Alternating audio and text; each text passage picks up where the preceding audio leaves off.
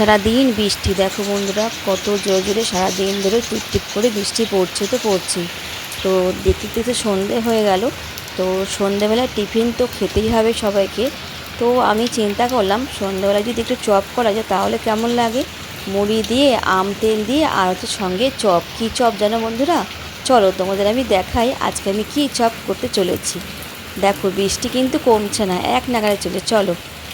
তো দেখো বন্ধুরা, ফার্স্টে কিন্তু আমি এখানে লোটে মাছ নিয়ে নিয়েছি। দেখো আজকে লোটে মাছের চপ হবে। তো নমস্কার বন্ধুরা, সবাইকে অনেক অনেক ভালোবাসা নিও। তো দেখো লোটে মাছগুলো আমি কেটে ধুয়ে মাঝখানটা কিন্তু আমি কেটে লম্বা করে নিয়েছি, মানে একটু চ্যাপটা করে নিয়েছি, দেখতেই পাচ্ছ।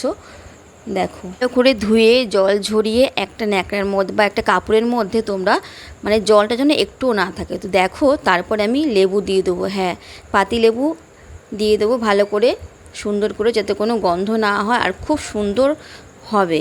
তোমরা সঙ্গে থাকো, পুরো ভিডিও দেখো, তাহলে বুঝতে পারবে, অনেক টিপস পাবে এই ভিডিওর মধ্যে। যদি কেউ মিস করো তাহলে কিন্তু দেখতে পাবে না। তো দেখো আমি লোটে মাছটা ভালো করে লেবু দিয়ে মাখিয়ে দিলাম। এরপরে একটু আদা রসুন আর কাঁচা লঙ্কা পেস্ট দিয়ে দিলাম, ভালো করে মাখিয়ে নিলাম। এরপরে দিয়ে দেবো ধনে পাতা, তারপরে দেব হলুদ, তারপরে দেবো ঝাল লঙ্কার গুঁড়ো, তারপরে দেব জিরে গুঁড়ো, তারপরে দেব ধনে গুঁড়ো দিয়ে কিন্তু লবণ কিন্তু একদমই দেবে না বন্ধুরা। লবণ এখন দিলে কিন্তু পুরো জল ছেড়ে যাবে, তাহলে কিন্তু আর ভালো হবে না চপটা। তো দেখো ভালো করে সব মাখিয়ে আমি 30 মিনিটের জন্য রেখে দেবো। 30 মিনিট পর আমি ফিরে আসছি, কেমন?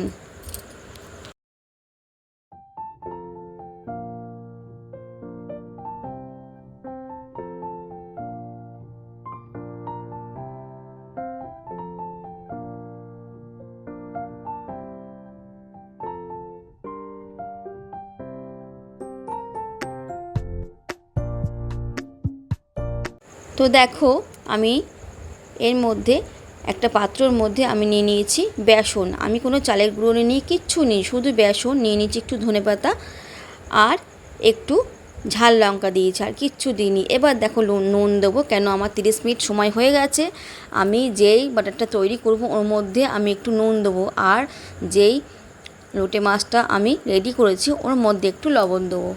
আর এখন কিন্তু তোমরা জল দিয়ে ব্যাটারটা তৈরি করবে না, আমি যেরকমভাবে দেখাচ্ছি ওরকমভাবে করবে, দেখবে এত মচমচে হবে খেতে আর এত সুন্দর হবে, মানে দোকানের থেকেও এটা বেশি সুন্দর হবে। দেখো আমি লোটে মাছটা ফার্স্টে কী করলাম, আমি এই যে গুঁড়ো বেসনটা আছে এর মধ্যে আমি সব কোট করে নেব। কোট অবশ্যই করবে, কোট করলে কিন্তু খুব সুন্দর হবে। আর মানে এরপরে যে আমি বেসনটা যে গুলিয়ে যে দেবো তারপরে কিন্তু খুব সুন্দরভাবে ছেড়ে যাবে না একটা থেকে একটা, তোমরা দেখতে পাবে। দেখো আমি সব কোট করে আসছি, তোমরা সঙ্গে থাকো, দেখো।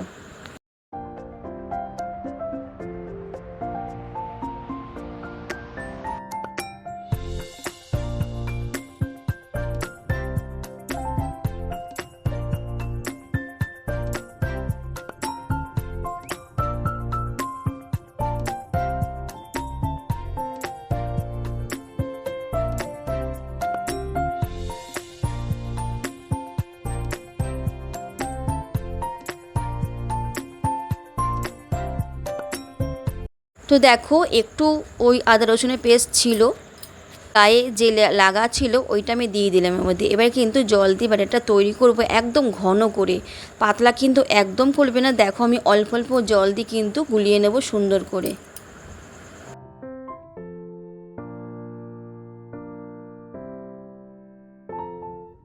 সুন্দর করে ফাটাতে হবে বন্ধুরা। দেখো যত ফাটাবে ততদিন চপটা কিন্তু সুন্দর হবে। দেখো কতটা ফুলে গেছে, দেখো তোমরা বুঝতেই পারছো কত সুন্দর ব্যাটারটা তৈরি হয়েছে। দেখো তো চলো এবারে রেডি হয়ে গেল। এবারে আমি কি করব দেখো, এবার আমি একটা একটা করে ব্যাটারে চুবিয়ে তেলে ছাড়বো। আমি ওভেনে কিন্তু তেলটা আগে থেকে গরম বসিয়ে দিয়েছি বন্ধুরা, কেন যেহেতু তেলটা গরম না হলে কিন্তু অসুবিধা হবে। তেলটা গরম করে কিন্তু আমি ওভেনটা আস্তে করে দিয়েছি। এই দেখো ব্যাটারটা চুবিয়ে দিয়েছি। চলো আমরা এবার ওভেনে ফিরে যাই।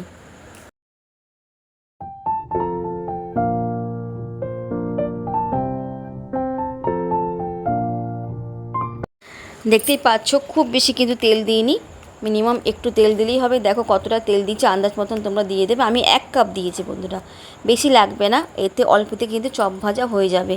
তো দেখো আমি একটা একটা করে চপগুলো ছাড়বো, মাছের চপগুলো।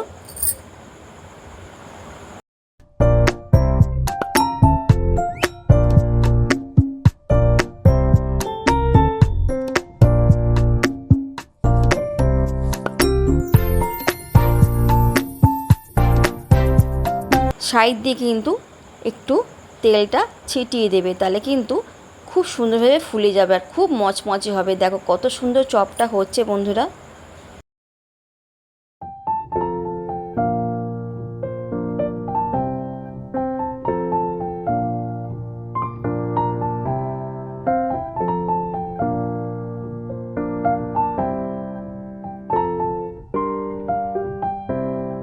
দেখতেই পাচ্ছ কত সুন্দরভাবে ফুলে গেছে আর কত লালচে। এবার যদি তোমরা এই হালকা করে ভেজে যদি রেখে দিয়ে তোমরা যদি পরের দিনও খাও, তাও কিন্তু পুরো পারফেক্ট পাবে, আরও কিন্তু খুব মুচমুচে হবে। তবে আমি কিন্তু দুবার করে ভেজে নিয়েছি, আমি একবার ভাজিনি, একবার ভেজে তুলে রেখে দিয়েছি, আবার আমি পরে ভেজেছি। কেন সবাই আসবে, গরম গরম ভাজবো, গরম গরম খেতে কিন্তু খুব টেস্ট লাগবে। তো ওটা আমি তোমাদের দেখাইনি, আমি একবারই ভেজে তোমাদের দেখিয়েছি। তোমরা যখন খাবে এরকমভাবে একবার রেখে দেবে ভাজা রেখে, এবার যখন খাওয়ার সময় খাবে তখন আরেকবার ভেজে নেবে, দেখবে এত মুচমুচে হবে তোমরা বিশ্বাস করতে পারবে না। দেখো কতটা সুন্দর ফুলে যাচ্ছে দেখো। যেহেতু আমি কিন্তু বেসনে আগে থেকে কোট করে রেখে দিয়েছি, শুকনো বেসনে কোট করে রেখে দেবে, কোনো চালের গুঁড়ো খোলের গুঁড়ো কিচ্ছু লাগবে না, জাস্ট শুধু বেসন দিয়ে কিন্তু এত সুন্দর চপ তৈরি হয়ে যাবে।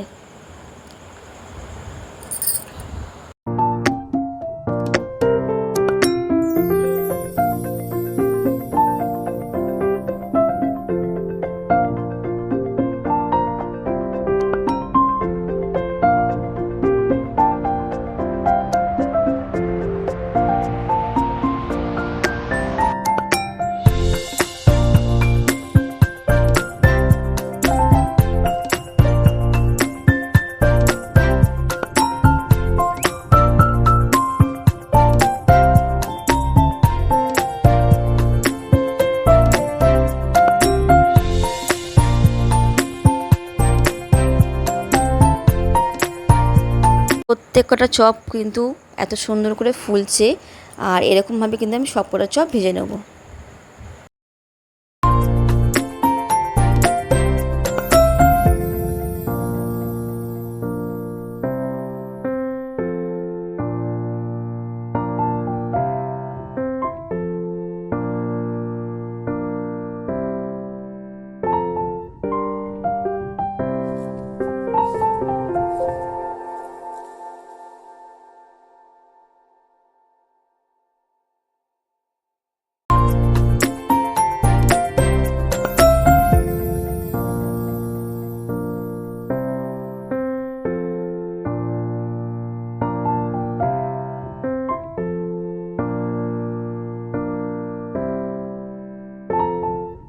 সবগুলো চপ আমার ভাজা হয়ে গেছে।